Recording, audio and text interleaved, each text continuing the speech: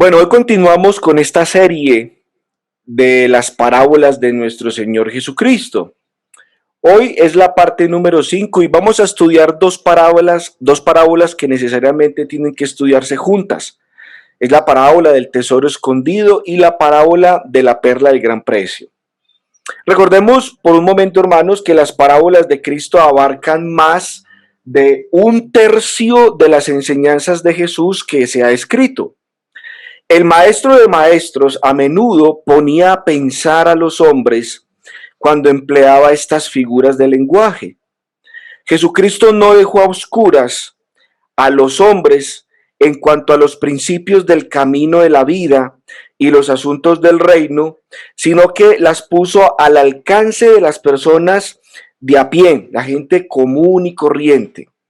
Y esto es lo maravilloso del maestro, esto es lo que a mí me admira del maestro y siempre me ha llamado mucho la atención, es la manera tan impactante, tan profunda, tan sencilla de enseñar los asuntos espirituales. Por ejemplo, Jesús no le dijo a la gente, no procuren hacer ostentación de la religión. En lugar de eso, les dijo, no hagan sonar trompeta cuando den la ofrenda. Eso es una figura que Jesús usó. Así que esta preferencia de Jesús, esta forma de hablar, esta forma de enseñar, fue muy llamativa. Fue muy llamativa. Y como les digo, gran parte de las enseñanzas de Jesús fueron entregadas en parábolas. ¿Y por qué en parábolas? Porque Jesús sabía el corazón del hombre. Jesús sabía que al mundo entero le encantan las historias. Y Jesús lo que hizo fue por medio de las parábolas contar historias para que la gente cayera en cuenta y entendiera una verdad fundamental, una verdad que tiene que ver con la vida, una verdad que tiene que ver con los asuntos espirituales. Bueno, es difícil decir cuántas parábolas hay en los evangelios. El número exacto depende como usted lo defina. Por ejemplo, si la parábola o si las parábolas dentro de todo ese grupo, vamos a meter los proverbios, los enigmas, las comparaciones, los símiles, etcétera, etcétera, pues llegarían a ser como unas 60 parábolas. Pero si le quitamos los dichos parabólicos, todo eso, entonces podríamos decir que son entre 30 y 35 parábolas. Pero saber o a ciencia cierta cuántas parábolas son, bueno, es algo irrelevante. Pero muy bien, les he venido diciendo que si usted quiere encontrar las parábolas de Cristo, pues tiene que ir a los evangelios. Pero las encontrará solamente en Mateo, Marcos y Lucas. ¿Por qué el Evangelio de Juan no hay parábolas? Bueno, mi posición, lo que yo creo, y bueno, no necesariamente tiene que ser la suya, pero cuando yo estudiaba el Evangelio de Juan, encuentro que Juan enfoca a Jesús en los contactos individuales. Jesús en el Evangelio de Juan no se muestra hablándole a las multitudes, sino más bien lo encontramos teniendo un contacto personal. Por ejemplo, la samaritana, Nicodemo, la mujer adúltera, el ciego, paralítico de Betesda. Vemos a Jesús hablando directamente con individuos. Posiblemente entonces Juan no incluye parábolas porque las parábolas Jesús las entregaba generalmente a las multitudes. Así que si usted quiere encontrar las parábolas de Cristo, tiene que buscarlas en Mateo, Marcos y Lucas. Ahora, de los tres evangelios, Marcos es el que menos tiene parábolas. ¿Por qué Marcos no tiene tantas parábolas? Porque es el de menos en las parábolas. Bueno, porque Marcos muestra a Jesucristo más en sus acciones que en lo que él predicaba. Y de los dos evangelios, de los tres evangelios, Mateo, Lucas y Marcos, Lucas es el que más tiene parábolas. Y es más, en Lucas es donde están las más bellas parábolas, las de atracción excepcional. Así que si usted quiere encontrar parábolas, debe buscarlas entonces en el Evangelio de Mateo, de Marcos y en el Evangelio de Lucas. Estas dos parábolas que vamos a estudiar juntas, porque podríamos decir de ellas, son parábolas gemelas, la parábola del tesoro escondido y también, hermanos, la parábola de la perla del gran precio. Estas dos parábolas solamente se encuentran en el Evangelio de Mateo. No se encuentran ni en Marcos ni se encuentran en Lucas. Solamente Mateo registra estas dos parábolas que tienen que ver con los valores verdaderos.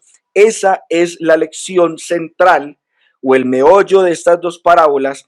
Es que Jesús enseñó acerca de los valores verdaderos, lo que realmente vale en la vida y por lo que vale luchar y por lo que hay que esforzarnos para nosotros poder conseguir. Son dos parábolas muy sencillas, pero hermosas. Sencillas, pero penetrantes. Sencillas, pero contundentes. Bueno, vamos a estudiarlas. Vamos primero a leerlas. Vamos a leer la parábola, perdón, de la perla de gran precio. Dice en el versículo 44. Dice, además, el reino de los cielos es semejante a un tesoro escondido en un campo, el cual un hombre halla y lo esconde de nuevo, y gozoso, por ello va y vende todo lo que tiene y compra aquel campo. Sencillo. Vamos con la siguiente, versículo del 45 al 46, la parábola del tesoro escondido. Dice Jesucristo seguidamente, después de haber dicho la parábola del gran precio, de la perla del gran precio, sigue con la parábola del tesoro escondido. 45, también el reino de los cielos es semejante a un mercader que busca buenas perlas, que habiendo hallado una perla preciosa, fue y vendió todo lo que tenía y la compró. ¿Cuál es la verdad central de estas dos parábolas? La verdad central de estas dos parábolas, vuelvo y repito, son los valores verdaderos. Aquí entonces encontramos las dos parábolas gemelas que son breves pero penetrantes, como les he venido diciendo. Cuando Jesús contó estas dos historias, es claro que Jesús aprueba las acciones de estos dos hombres. Un hombre por accidente encontró el tesoro escondido en un campo. El otro encontró una perla de gran valor. Pero solo después de buscar mucho y constantemente estos dos hombres encontraron estas cosas preciosas. Ambos hicieron un descubrimiento que jamás se repetiría en la vida de ellos. Y cada hombre feliz vendió todo lo que tenía o vendieron todo lo que tenían para comprar el objeto de su devoción. Jesús entonces señala a estos hombres y les dice, estos hombres saben cómo deben utilizar la vida. Eso es muy importante tenerlo en cuenta. Saben lo que verdaderamente vale. Reconocen los valores cuando los ven. Bueno, vamos entonces a mirar el tesoro escondido o la parábola del tesoro escondido. La historia de encontrar un tesoro escondido no era improbable en los tiempos de Jesús. Es más, en esos días había pocos lugares seguros donde depositar la plata. Por eso, muchas veces, el mejor lugar para esconder las posesiones más valiosas era cavar un hoyo en la tierra y esconderlo ahí. Ustedes se acuerdan, hermanos, de la parábola de los talentos. Se nos dice ahí que un hombre tenía un talento y queriendo estar seguro de ese talento, pues lo escondió bajo tierra. O sea que era una práctica común en los tiempos de Jesús. En esta parábola de hoy que estamos nosotros estudiando, un hombre había enterrado su tesoro para su seguridad, para asegurarlo. Por alguna razón, nunca pudo volver a recuperar lo que le pertenecía. Jesús nos narra que después otro hombre se encontró con el tesoro.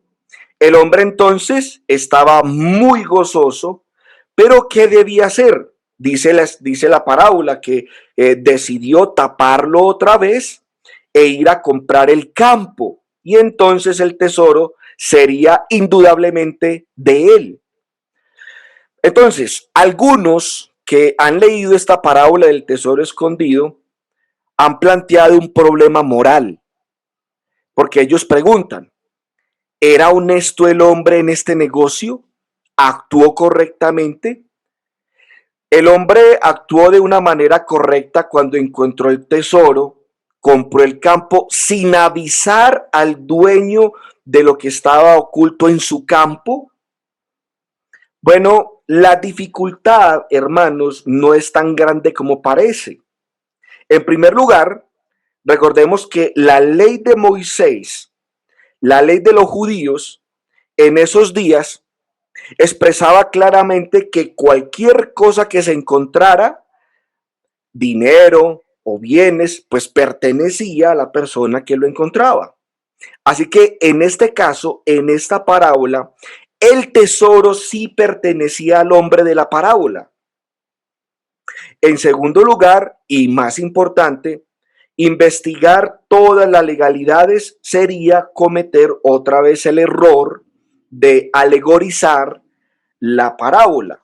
Lo que nosotros debemos más bien enfocarnos es el objetivo principal de la parábola es el de encontrar el tesoro y el deseo de perder todo para ganarlo. En la misma manera, los hombres deben perder todo por el reino de Dios. Así que hay tres lecciones básicas, muy sencillas, en esta primer parábola, en la parábola del tesoro. Al estudiar y pensar en esta parábola, hermanos, algunas lecciones se ven claramente, son evidentes. Y vamos a mencionar tres en particular: el tesoro, el sacrificio y el gozo. Vuelvo y se la repito: el tesoro, el sacrificio y el gozo. Vamos entonces a mirar la primera, el tesoro. Jesús nos dice que el reino de Dios es semejante a un tesoro y que es el más maravilloso de todos los tesoros. Su valor es supremo. Vale todo, sea de cosas o de esfuerzos. Los hombres en general ignoran esta verdad en esta parábola. ¿Cuán pocos son los que creen con todo corazón que el reino es un tesoro? Muy poquitos miembros de la iglesia ven a la iglesia o ven al reino de Dios como un tesoro. Muchos, por ejemplo, hoy en día lo ven como un club o como está de moda pertenecer a una iglesia. Es chévere pertenecer a una iglesia. O como algunos han dicho, no, simplemente voy a la iglesia porque pues me entretengo, paso el rato. Y es bueno ir a escuchar una que otra lección porque pues ayuda. Otros ven, por ejemplo, la iglesia como un hospital, pero muy pocos ven la iglesia o el reino de Dios como un tesoro. Por supuesto que cuando hablan teóricamente lo reconocen algunos como valioso, pero realmente no tan valioso como sería un tesoro. Mucha gente confiesa que debería estar buscando el reino de Dios. Saben que ofrece algo que no tienen. Muchos otros admiten que a veces el reino es de gran valor. En tiempos de necesidad extrema o en días de enfermedad o cuando se acerca la muerte, la gente quiere a Cristo y quiere el reino cerca. Pero esta manera de ver el reino como un escampadero, como una necesidad, como un entretenimiento, como un club, son conceptos equivocados de lo que es el reino. Jesucristo entonces da en el clavo diciéndonos que el reino es supremamente valioso. Por eso, dependiendo como usted lo vea, así usted actúa en el reino. Si usted cree que el reino es un club, algo para pasar el tiempo, o un escampadero, pues de esa misma manera, pues usted se va a comportar en el reino. Pero si usted lo considera que es un tesoro, su comportamiento y su actitud va a cambiar con relación al reino. Entonces, les es un tesoro verdadero. Jesús dice, es un tesoro. Pero si el reino es de valor una vez, tiene valor todo el tiempo. Si usted en algún momento consideró el reino un tesoro, pues lo tiene que seguir considerando todo el tiempo, porque muchas veces ha pasado con nosotros, es que el valor del reino se ha perdido, o mengua, o se acaba. Así que tengamos en cuenta esta lección básica de la parábola. El reino de los cielos es un tesoro y Jesús está diciendo que es supremamente valioso. La segunda cosa, hermanos, es el sacrificio que hace el hombre. El hombre que encuentra el tesoro, dice la escritura, va y vende todo lo que tiene y compra aquel campo. Jesús lo que está enseñando acá, una segunda verdad, es el sacrificio necesario. Dice que el hombre hace todo sacrificio necesario. El hombre de la parábola, él sabe que las cosas de mérito, de valor, no se obtienen con nada. Él pagaría el precio, sea lo que fuere, cualquiera que fuera el precio, él lo pagaría. Así debe ser con cada persona que busca el reino de Dios. Si el reino es verdaderamente un tesoro, los tesoros deben entenderse que no los adquirimos gratis, que los tesoros no se adquieren sin nada, sin esfuerzo. Al contrario, el primer requisito de un seguidor de Cristo es el negarse a sí mismo, y eso, hermanos, ya es un sacrificio. Jesús dice en Mateo capítulo 16, versículo 24, entonces Jesús dijo a sus discípulos, si alguno quiere venir en pos de mí, niéguese a sí mismo, tome su cruz y sígame. Esto, hermanos, es lo mismo que Jesús está enseñando en la parábola del tesoro escondido. El sacrificio que el hombre hace para comprar el campo y así obtener el tesoro. Jesús enseñó también en varias veces a sus oidores, a sus seguidores, que era necesario el sacrificio, o como dice Mateo 16:24, negarse a sí mismo. Ser discípulo del Señor demanda negarnos, tomar nuestra cruz y seguirlo. La tercera lección, hermanos, fundamental y básica de la parábola del tesoro escondido, y ojalá usted esté tomando nota, es el gozo. Dice el versículo de la parábola, dice, y gozoso por ello va y vende todo lo que tiene. Cada cosa que Jesús está diciendo acá de la parábola tiene un significado profundo. La palabra gozo no se debe pasar por alto en la parábola. Es la clave de la parábola, la palabra gozo. Es significativo que el hombre no se arrepiente de vender todo lo que tiene por conseguir el campo. Tampoco Jesús muestra que el hombre se está quejando del sacrificio que tiene que hacer para ir y comprar el campo y obtener el tesoro. Dios nos está enseñando aquí, Jesucristo, que Él dio mucho por el campo sin quejarse y sin arrepentirse, porque él sabe perfectamente, el hombre de la parábola, que va a recibir más. El dolor de permitir que con sus bienes se pierda con el gozo del tesoro no cuadra en la parábola. ¿Sí? Bueno, ¿cuántas personas hoy en día, cuando uno empieza a predicarles el evangelio y les muestra el tesoro, les habla del sacrificio, no encuentra uno en ellos gozo? Empiezan a preguntar, hermano, pero tengo que dejar esto, tengo que dejar lo de más allá. ¿Y por qué tengo que dejar esto? ¿Y por qué esto es pecado? ¿Y por qué tengo que cambiar mi forma de vestir? ¿Por qué ya tengo que dejar ir a las fiestas? Dígame qué dice la Biblia sobre el trago.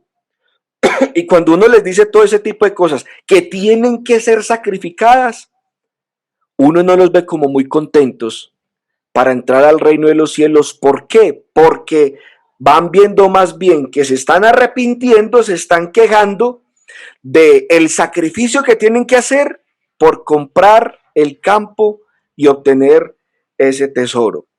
Pero la clave, hermanos, aquí de la lección es que El gozo de este hombre es el punto central de la parábola, porque pierde sus bienes con gozo de conseguir el tesoro. Qué maravilloso. ¿Cuántos de nosotros nos sentimos gozosos de perderlo todo por conseguir a Cristo?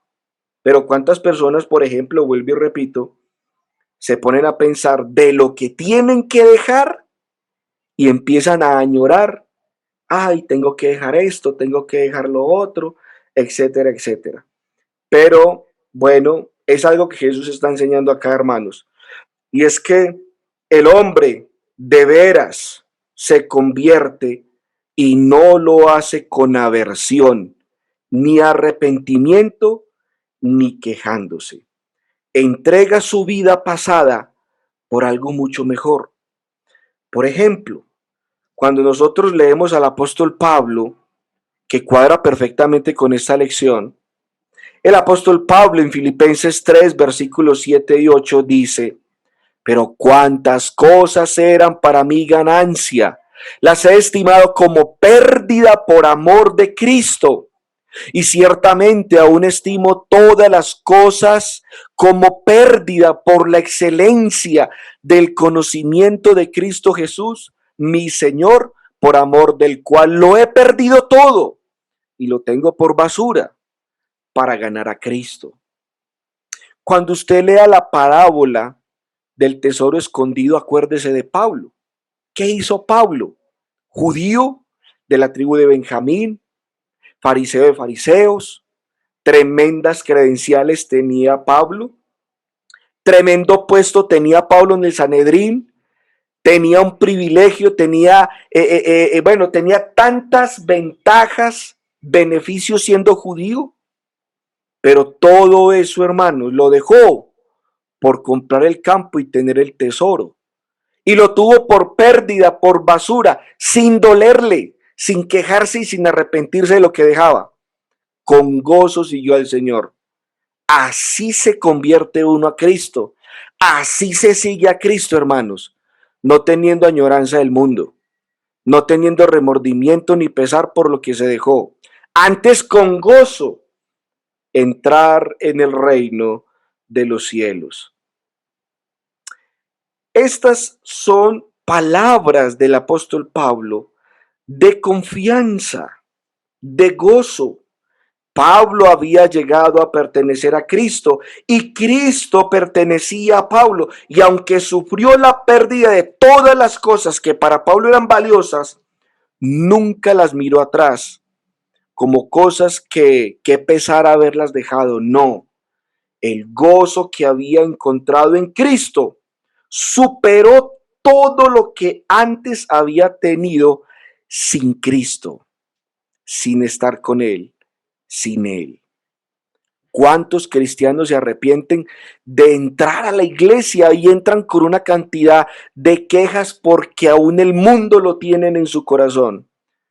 Pero la verdadera conversión, hermanos, es la que Jesús nos pinta acá, de este hombre que encontró este tesoro y vendió todo lo que tenía y gozoso.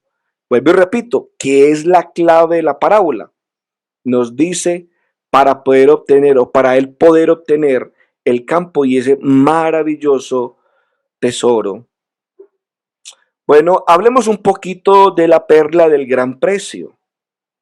La perla en los tiempos antiguos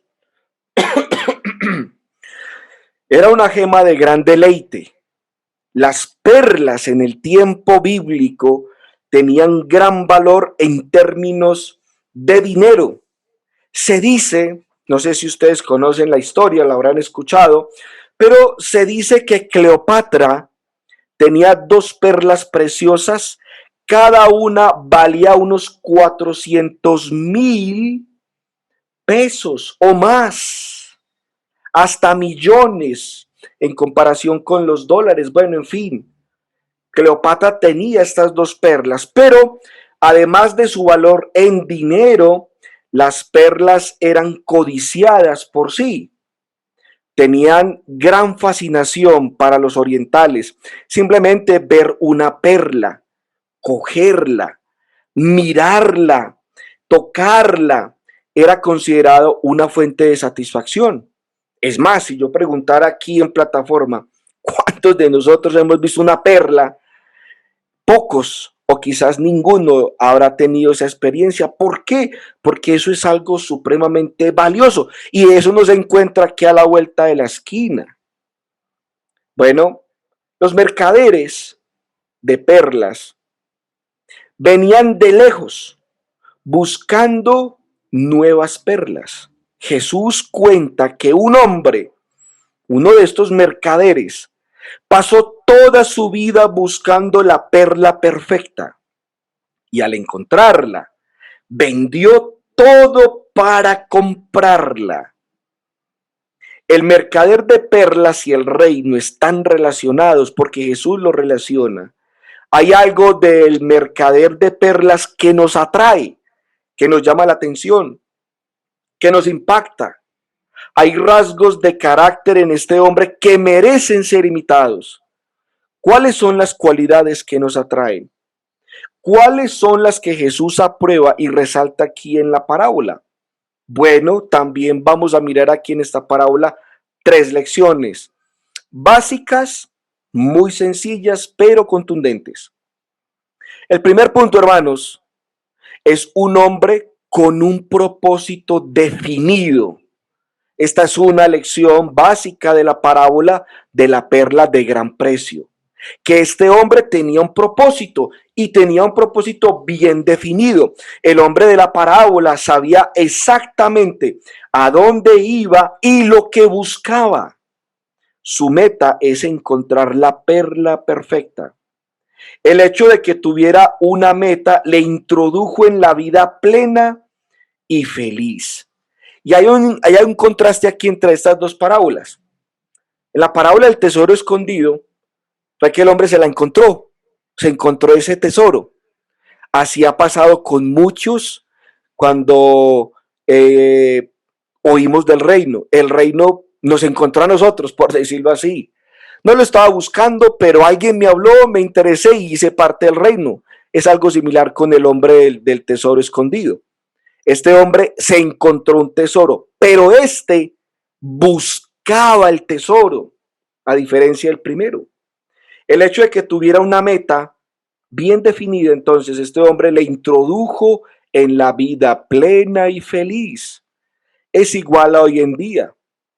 Demasiada gente vive sin propósito. Peregrinan en este mundo sin sentido, sin dirección, y así se niegan a ellos mismos el gozo de la verdadera vida. Pero el mercader de perlas fue poseído por un solo fin, tenía sentido de dirección y de destino. Vuelvo y repito, este hombre de la parábola de la perla de gran precio tenía sentido de dirección y de destino. Y Jesús le felicita por dedicarse a su negocio con ambición. Con ambición. Bastante interesante este punto número 1. Punto número 2. Es un hombre con un propósito de los más altos. No le es suficiente vivir una vida con propósito, sino que ha dirigido su vida a la dirección más alta posible. Porque él está buscando no cualquier perla de las miles que hay, sino que está buscando una perla de incalculable valor. Aunque tiene otras perlas, no le basta. No puede concentrarse con lo secundario. Tiene que tener lo mejor. Quiere tener lo mejor. Busca, pues, los supremos valores de la vida. Y esto es precisamente lo que Jesús espera de todos nosotros. Algunos hombres buscan simplemente ser viles y malvados. Sus pensamientos de continuo están en lo malo. Pero la mayoría de la gente, bueno, no es así. La amenaza está en el peligro de darse a las cosas insignificantes, las cosas que en la larga carrera de esta vida no tienen importancia. ¿Cuánta gente, hermanos, se ha enfocado toda la vida en las cosas secundarias? Comer, beber, vestirse, el carro, la casa, el dinero, el trabajo. Cosas que a la larga en esta carrera, usted se va a dar cuenta al final de los días o cuando lleguemos al fin de la carrera, que eso no tenía importancia. Eso era secundario. Pero ¿cuántos arriesgan mucho en este gran negocio de la vida por entregarse a las vanidades atractivas de este mundo? Y somos ciegos en ver realmente los verdaderos y más altos valores de la vida. Pero las enseñanzas de Jesús condenan esta búsqueda de las cosas triviales. Quiere que le diga una cosa, hermanos. Jesús, vuelvo y repito, condena la búsqueda de las cosas triviales. Exalta la búsqueda de las cosas verdaderas. Dice claramente que el objeto mayor de la vida es el reino de Dios. Pero ¿cuántos? Y aún cristianos. El reino de Dios no es lo más valioso. El reino de Dios no es lo más importante. Porque para uno estarle rogando a un hermano que asista a un culto, que asista a una reunión, que lea la Biblia, que ore, que se preocupe por las cosas espirituales, rogarle pues a un cristiano para que haga esas cosas, hombre, está desubicado. Está buscando más bien las cosas triviales de la vida y no las verdaderas cosas importantes y valiosas de la vida espiritual. Jesús dice en Mateo 6:33, buscad primeramente el reino de Dios y su justicia, y todas estas cosas os serán añadidas. Ese versículo 33 Jesús nos lo enseña en forma de parábola. El hombre que busca buenas perlas, que buscaba una perla, preciosa. El reino de Dios es esa perla preciosa. Bueno, Jesús en Mateo 6 da un sermón muy extenso, buenísimo, sobre la condena de buscar en esta vida las cosas triviales, las cosas secundarias. Vamos a leer esta narración, hermanos, para ir terminando. Mateo 6, 25 al 34 dice, por tanto os digo, no os afanéis por vuestra vida, qué habéis de comer o qué habéis de beber, ni por vuestro cuerpo, qué habéis de vestir. ¿No es la vida más que el alimento y el cuerpo más que el vestido? Es una pregunta de retórica. ¿Cuál es la respuesta? Es una respuesta obvia. ¡Claro que sí! Jesús nos pone a razonar, hermanos, de lo mayor a lo menor. ¿Qué es lo mayor? La vida. La vida es más que el alimento y el cuerpo más que el vestido. Vuelvo y repito, nos pone a razonar de lo mayor a lo menor para que lleguemos a una conclusión y a una respuesta contundente. Obvio, hermanos, la vida es más y el cuerpo es más. Ahora, si Dios da lo más, ¿es gran cosa para Dios dar lo menos? Es lo que Jesús nos está enseñando. Si Dios es el que da la vida y nos da el cuerpo, ¿será muy difícil para Él entonces dar el alimento que es más pequeño y el vestido que es menos que el cuerpo? Dice el 26, mirad las aves del cielo que no siembran, ni ciegan, ni recogen en graneros, y vuestro Padre Celestial las alimenta. ¿No valéis vosotros mucho más que ellas? Es otra pregunta de retórica y la respuesta es obvia. ¡Claro que sí! Jesús vuelve y nos hace razonar de lo mayor a lo menor. ¿Qué es más valioso? ¿Usted o un pájaro? Jesús dice que es usted. Pero si Jesús dice que el Padre alimenta lo menos, lo que es de menos valor, que es un pajarito, no nos va a alimentar a nosotros, que es más. En cuanto a la apreciación que Dios tiene de nosotros, nos considera más valiosos que su creación, que la ropa y el vestido, y que el alimento y que las aves del cielo. Si Dios da lo menos y sostiene lo menos, pues va a sostener también lo más, hermanos. Si Dios da, lo más grande, pues nos va a dar lo menos. Dios lo hace. Dice en el versículo 27, ¿y quién de vosotros, por mucho que se afane, añadir a su estatura un codo? El afán nada saca, nada sacamos con afanarnos. El estar buscando, hermanos, lo que no es la perla de gran precio, es perder el tiempo, es trabajo infructuoso. 28 dice, y por el vestido, ¿por qué os afanáis? Considerad los lirios del campo, cómo crecen, no trabajan ni hilan, pero os digo que ni aun Salomón con toda su gloria se vistió así como uno de ellos. Vuelve Jesús y nos dice a que pensemos en que si Dios viste a los lirios, que son tan de poca duración, que hoy están y mañana ya no están, ¿cuánto más nosotros? Y cuánto más dice ahí el versículo 30, y si la hierba del campo que hoy es y mañana se echa en el horno, Dios la viste así, ¿no hará mucho más a vosotros, hombres de poca fe? Claro que sí. Hermanos, si Dios da el vestido a la hierba que tiene tan poca duración y valemos nosotros más que la hierba, pues Dios nos va a dar el vestido.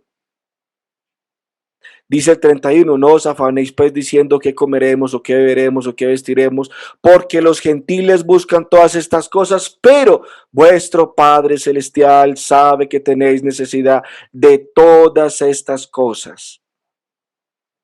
A veces los cristianos vivimos como los gentiles. No buscamos la perla del gran precio, sino que buscamos lo que buscan los gentiles. La comida, el techo, el vestido, eso sí es importante o necesario para muchos cristianos, pero asistir a la iglesia, bueno, eso es cuando quiera, si tengo tiempo. Hay otras cosas que me ocupan, hay otras cosas que me ocupan mi tiempo y la verdad no tengo ni espacio ni tiempo, hasta ni voluntad de ir, porque para mí es más importante mi familia, mi dinero, mi negocio, mis propiedades, mi trabajo, mi estudio, mi preparación, mis amigos. Bueno, dice terminando ahí el versículo 33 y 34, más buscad primeramente el reino de Dios y su justicia, y todas estas cosas os serán añadidas. Así que no os afanéis por el día de mañana, porque el día de mañana traerá su afán. Basta cada día su propio mal. Todas las demás cosas de este mundo, la ropa, la comida, son y tienen que ser secundarias. El mercader de buenas perlas estaba en la búsqueda de lo mejor. Lo secundario no le satisfizo. Nosotros también debemos estar seguros de que damos las vías en búsqueda de algo que realmente, hermanos, vale la pena. Pero a poquitos que hemos tenido o que tienen la conciencia de entender cuáles son los verdaderos valores. Y tercera lección, hermanos, para ir terminando, es un hombre el que busca la perla de gran precio, es un hombre que está dispuesto a pagar el precio necesario por la perfecta perla, por la perla perfecta. Por supuesto, esto es decir que él conoce los valores cuando los ve. Tiene esa habilidad especial para poder probar lo que es excelente. El apóstol Pablo en Filipenses capítulo 1, versículo 9 y 10 dice, y esto pido en oración que vuestro amor abunde aún más y más en ciencia y en todo conocimiento para que aprobéis lo mejor a fin de que seáis sinceros e irreprensibles para el día de Cristo. Siendo buen juez de los valores, compra la perla. Sabe que la búsqueda de toda su vida resultaría en vano si no la compra. No desea simplemente tener la perla, como algunos admiran el cristianismo y ser cristianos, ni despreció el valor de la perla, como los del mundo se burlan de los premios del cristianismo. ni tampoco esperó hasta que el precio de la perla bajara un poco, como algunos piensan trágicamente que después en la vida le será más fácil andar en las pisadas del maestro en los últimos días. El hombre, cuando vio la perla en comparación con algunos que no actúan con rapidez, a que esperar que la perla esté más barata, bueno, en fin, tantas cosas que hace el mundo hoy en día con relación al reino de Dios. Él actúa con rapidez, la compra, quiere la perla, ¿sí? Y no se sorprende al oír que el precio es el más grande. Entonces se da prisa, vende todas las perlas para comprar la única, da sin reparos la secundaria, las cosas secundarias, las vende para obtener lo mejor. La perla que compró era el objeto de su vida. Sus años de búsqueda hubieran sido en vano si no la hubieran comprado. ¿Qué importaba si tenía que sacrificarlo todo por ella? Cuando venimos a Cristo, debemos entregarle todo, porque Cristo, Él es la perla de gran precio. Y las cosas de gran precio solo se obtienen a gran costo. ¿Cuánto le ha costado a usted el reino de Dios? ¿Cuánto hemos sacrificado por él? ¿Cuánto estamos dispuestos a pagar por nuestro Señor Jesucristo? Gracias, hermanos, por su atención. Los invito para que la próxima clase, con la ayuda del Señor, vamos a estudiar la parábola del trigo y la cizaña. Lo invito para que usted lea en su casa de aquí a la otra semana, el miércoles, con la ayuda del Señor, Mateo capítulo 13, versículo 24 hasta el versículo 30, que nos dice la mezcla del bien y del mal.